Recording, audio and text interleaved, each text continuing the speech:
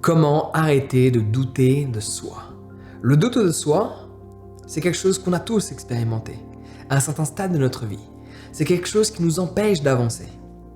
C'est comme si on avait notre meilleur ami qui était invisible. Son rôle, c'est de nous connaître. Il nous connaît parfaitement. Donc il sait exactement quoi faire, ce petit con de meilleur ami, pour nous empêcher de faire ce que l'on a envie de faire. Le doute de soi, c'est quand ta tête intervient entre le résultat que tu souhaites et l'action qui est nécessaire que tu effectues. Le doute de soi, c'est la peur. C'est le fait de manquer de courage. Parce qu'en soi, quand tu réfléchis bien, ce qu'il te manque, c'est du courage. Parce que pour effectuer une action, cela ne nécessite pas forcément de la confiance en soi. Effectuer une action nécessite juste parfois du courage. Tu sais pas si ça va fonctionner, tu as juste foi en l'avenir et tu as assez de courage pour entreprendre des choses où tu risques peut-être d'être jugé, d'être critiqué, voire même pire, d'échouer. Donc le doute s'installe.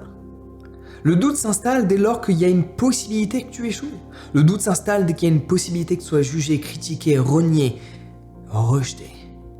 Le doute peut s'installer à ce moment-là. Mais quand tu as du courage, tu le fais anyway. Quel que soit le résultat, quand tu as le courage, tu le fais. Donc, il ne faut pas régler le problème de doute de soi de la même manière que le doute de soi a été créé. Laisse-moi répéter. On ne règle pas un problème de la même manière qu'il a été créé. Parfois oui, parfois non. Mais dans ce scénario-là, absolument pas. Le doute de ta propre personne. Tu doutes de tes capacités. Tu doutes de ta possibilité d'accomplir quelque chose. Ce doute provient de ta tête. Ce n'est pas en l'utilisant que tu vas régler ce problème. Ce doute vient de ta tête, c'est en la déconnectant que tu peux résoudre ce problème-là. Le courage, c'est pas de la motivation. Les gens ont tendance à confondre comme intuition, instinct et toutes ces conneries-là. Ouais. Non pas pour dire que l'intuition et l'instinct est une connerie, mais quand on mélange sentiment, ressenti, instinct, intuition, cela devient une connerie. L'ensemble devient une aberration. C'est un petit peu comme si t'as plein de bons légumes, t'as plein de choses extraordinaires dans ton frigo et tu commences à tout mélanger en même temps. Le résultat est dégueulasse. C'est ce que les gens font avec le ressenti, l'intuition, l'instinct et tout le bordel. Ouais. Donc nous, on va pas se préoccuper de ça. Le doute, il provient de la tête. Le courage, c'est pas se motiver. C'est pas je vais réussir, je vais réussir, je vais réussir. Le courage, c'est je le fais. Le courage, c'est être. C'est porter ses cojones. Ça, c'est avoir du courage.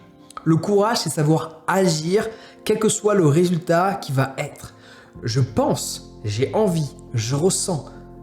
Il faut que je fasse cette action, égale je fais cette action. Ça, c'est avoir du courage. Le courage, c'est pas je vais réussir, je sais que je vais réussir.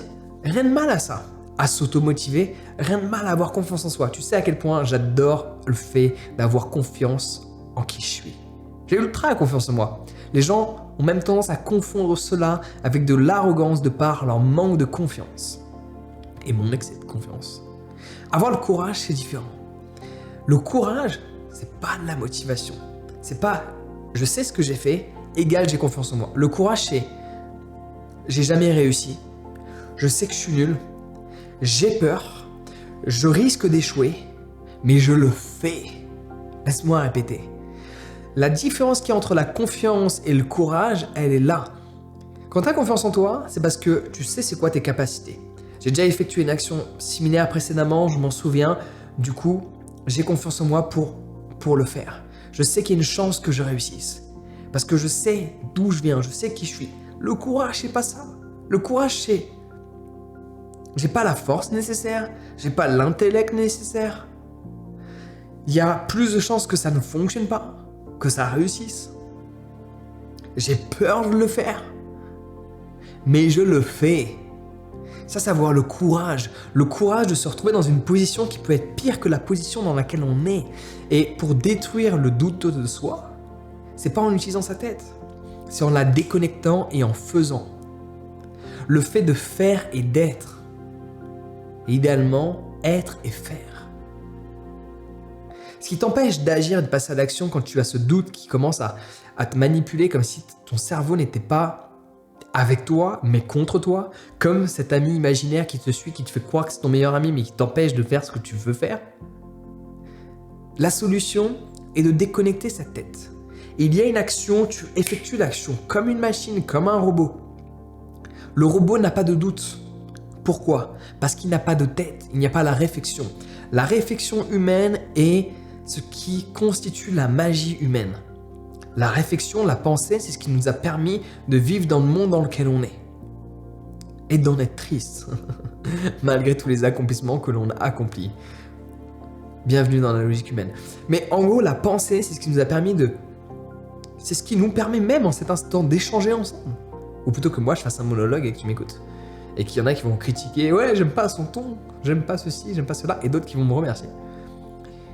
Ce qui rend cela possible, c'est notre pensée. Mais je peux te garantir que dans tous ces accomplissements qu'il y a eu, la plupart des gens ont eu besoin de courage. Oui à l'imaginaire, oui à ce que j'ai envie qu'il soit. Mais j'ai peur. Avoir confiance en soi, c'est faire en sorte d'avoir moins peur de par le fait qu'on se focalise plus sur nos capacités. On connaît nos capacités. Mais le courage, c'est quand tu n'en as pas en fait. Parfois dans le monde, si tu veux vraiment changer les choses, si tu veux vraiment changer ta vie, apporter un changement conséquent dans quelle que soit la structure et l'activité, parfois tu n'as pas les bagages nécessaires. On t'a pas formé, tu n'as pas appris, tu n'as pas d'expérience. Le seul truc que tu peux avoir, c'est du courage. Du courage de te lancer, du courage de le faire. C'est la seule chose qu'il doit faire. Et pour avoir ce courage-là, il faut déconnecter la pensée. Il y a quelque chose, je ressens que j'ai peur, ok. Action. Je suis pas en train de me motiver, je suis pas en train de réaliser à quel point j'ai déjà réussi plein de trucs. Non, juste, j'ai le courage. J'ai ce projet, il me tient à cœur, je veux le faire, je sais strictement pas comment faire. C'est pas grave, je fonce dedans et j'ai le courage. Des gens te diront oui, il faut développer la réflexion, mais dans la réalité, la plupart des gens qui restent assis ne font qu'une seule et unique chose, développer la réflexion. Oui, c'est un caractère et un comportement à chaque fois à rentrer dedans. Il serait peut-être temps de tourner la langue cette fois dans sa bouche et dans son cerveau, réfléchir avant d'agir. Mais la plupart des gens manquent d'action parce qu'ils ont constamment cette réflexion qui est négative envers eux-mêmes. Donc le conseil général n'est pas de réfléchir. Le conseil général est d'agir. Laisse-moi répéter ça. Le conseil général n'est pas de réfléchir. Le conseil général est d'agir. Et comment tu fais pour agir sans penser? En étant présent, en faisant. Quand tu fais, tu peux être. Mais quand tu es déjà, tout ce que tu fais, tu le fais avec le fait d'être. En ayant un focus, en ayant une présence. À ce moment-là, le doute n'existe pas. Le doute existe uniquement de par la réflexion du mental. S'il n'y a pas de pensée, il n'y a pas de doute. C'est aussi simple que ça. Donc si tu veux déconnecter la pensée, il serait peut-être temps de te mettre à méditer. Le problème, c'est que tu vas procrastiner parce que tu vas développer la réflexion « Oh là là, faut payer !» Oui, on vit dans un monde où les choses sont payantes. Cela est un fait. Si tu veux faire partie des gens spoilés qui vivent du gratuit en étant le produit, c'est ton choix. Si tu veux t'inscrire à ma formation sur la méditation, elle est payante. Elle va t'aider, changer ta vie, cela est un fait. Mais peut-être tu veux faire partie de cette génération où tout est gratuit et plus rien n'a de valeur, y compris leur propre existence. Si tu veux que les choses reprennent une valeur, il faut leur mettre de la valeur. C'est aussi simple que ça. Donc je te laisse t'inscrire, lien dans la description. Sur ce, prends soin de toi et passe une excellente journée.